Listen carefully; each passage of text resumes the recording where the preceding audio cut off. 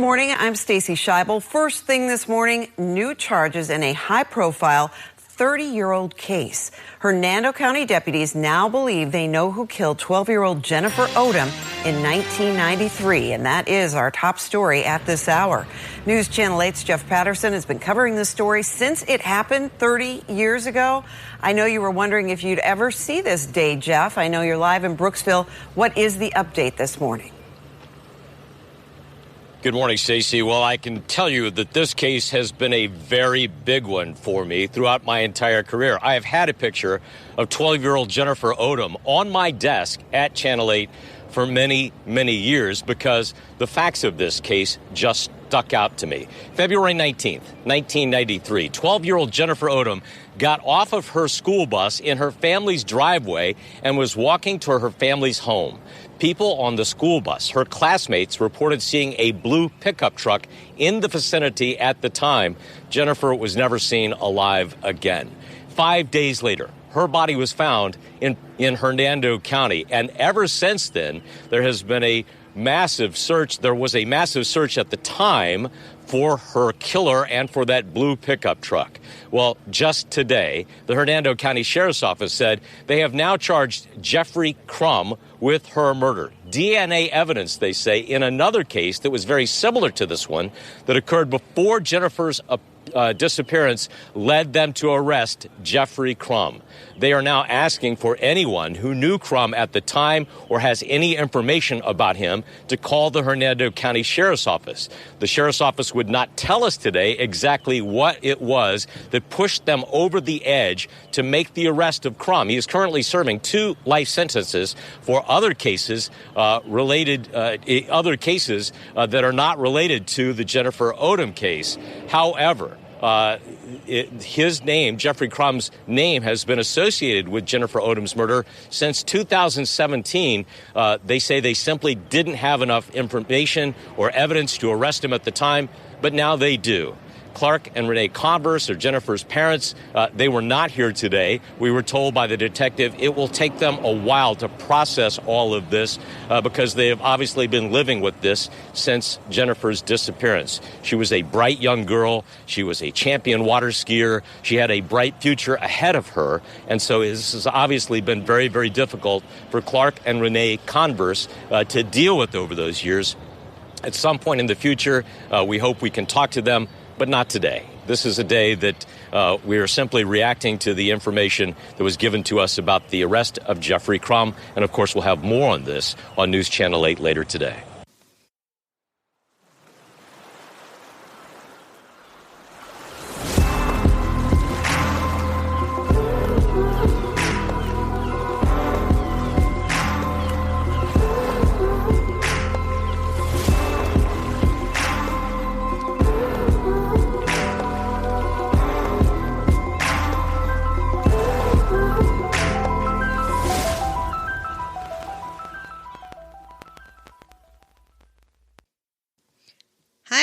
Hello. I'm Lauren. I am Ken. And this is Paradise After Dark. Dark. Paradise After Dark is a Palmahawk Media production covering true crime, unsolved mysteries, missing people, urban legends, and strange places. Please check out our website at paradiseafterdark.com. On the website, you'll find links to all of our episodes, even the archived ones, our mailing list, merch store, and links to our social medias. And on our website, we also have a little tiny tip jar, so if you want to just throw a couple coins in there, we'll give you a shout out on the show. And this episode, again, is being created in conjunction with our new nonprofit organization, the Florida Themis Project. The Florida Themis Project is highlighting and creating an awareness campaign for the cold case of Jennifer Odom this month. If you'd like to help and support the Florida Themis Project, please check out our website, floridathemisproject.org. The link will be in the show notes.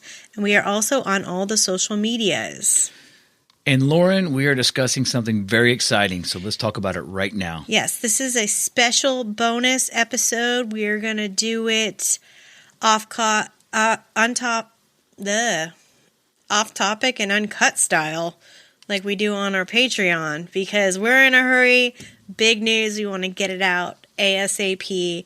Like I just said, For the month of July 2023, the Florida Themis Project has been pushing a public awareness campaign for the cold case in the murder of Jennifer Odom.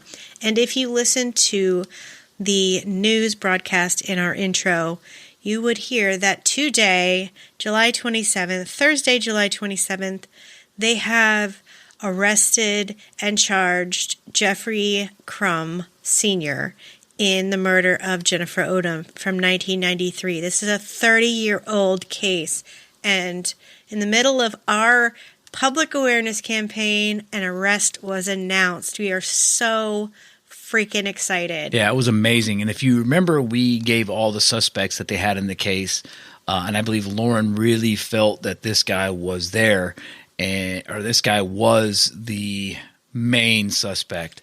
So today, a grand jury indicted 61-year-old Jeffrey Norman Crum, who was already serving 2 life sentences for sexual battery and attempted murder on charges of first-degree murder, kidnapping, and sexual battery in the case of Jennifer Odom. Let's take a quick listen to what we said last week, and then we'll give you all of the updates. So in St. Joseph, Florida, at around 3 p.m. on the afternoon of February 19, 1993, 12-year-old Jennifer Odom got off her school bus, which was around 200 yards from her home, and vanished. Her classmates were interviewed. Everyone remembered Jennifer waving goodbye to the bus with her backpack and clarinet case. Some of the other students remembered seeing a faded blue pickup truck. According to the children on the bus, it was going at a crawling speed when it drove by, but no one saw it stop or Jennifer being abducted. The search continued until Thursday, February 25, 1993, when a man and a woman searching an abandoned orange grove in southeast Hernando County, Florida, found Jennifer on a horse trail.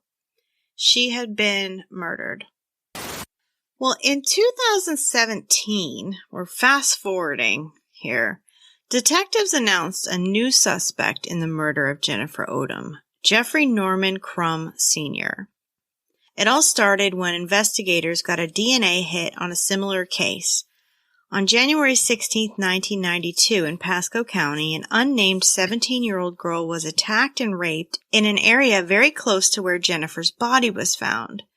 Detectives believe the 17-year-old victim got off the school bus at US 41 and Twin Oaks Drive and made her way along a dirt road when she was grabbed by the suspect. She was found a few hours later. A brutal blow to her head left her unconscious and near death. Her attacker struck her on the head multiple times with a weapon, leaving behind severe cuts and skull fractures. She survived but was in a coma and underwent 2 surgeries on what remained of her brain.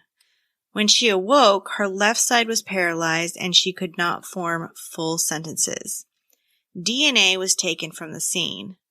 Years later, a man was convicted of armed robbery and sent to prison, which entered his DNA into CODIS. That man was Jeffrey Norman Crum Sr.'s son, Jeffrey Norman Crum Jr.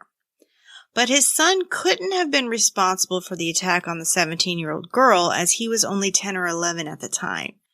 So detectives took voluntary DNA samples from other relatives, and it led them to Crum Sr., who had been previously convicted of sexual assault and kidnapping in 1987.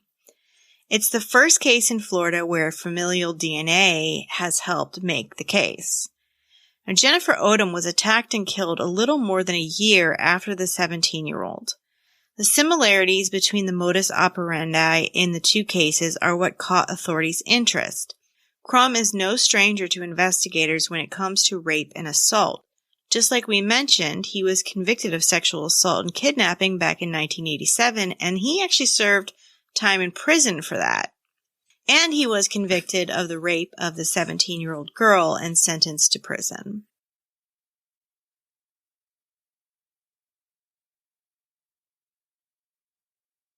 So, like Ken just said, today, Thursday, July 27th, the grand jury indicted 61-year-old Jeffrey Norman Crum for the kidnapping, sexual battery, and murder of Jennifer Odom. State Attorney Bill Glass made the announcement during a press conference today, at the Hernando County Sheriff's Office. And Crum's conviction in a similar case in Pasco County helped the sheriff's office link him to Jennifer Odom's murder.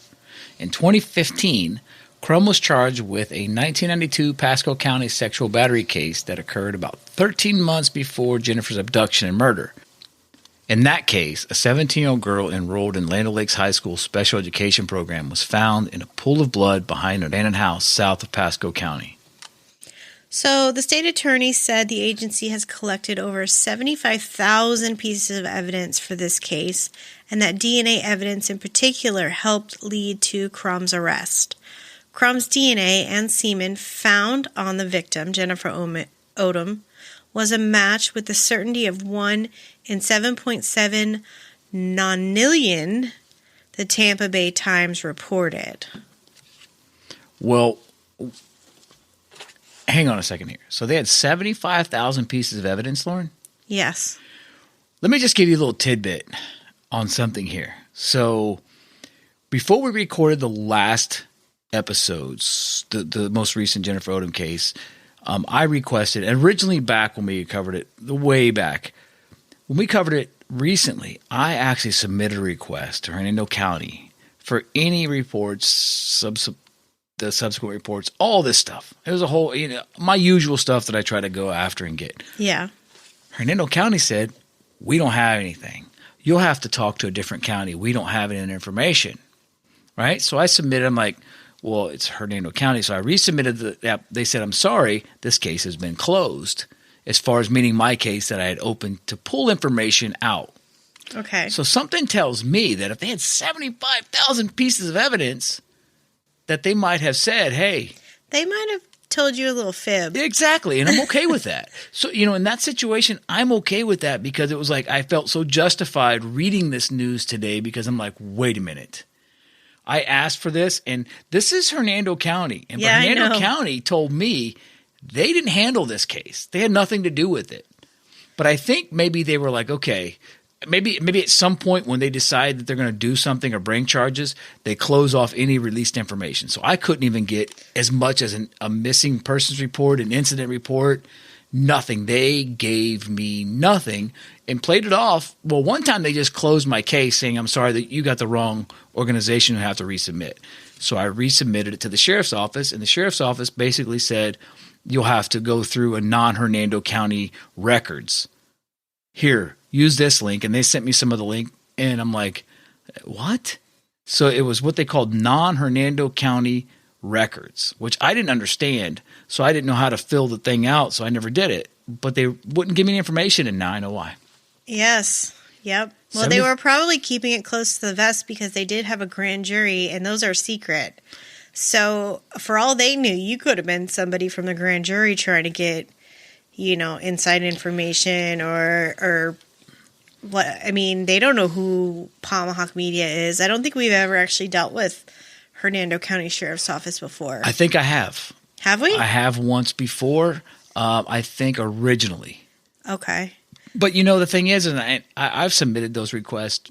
I mean, I've submitted them all the way out from Utah. Yeah. And they usually respond. Webb County, Utah. There's a case that I want the information from because I cannot believe how small the information is on that particular case. That has nothing to do with tonight.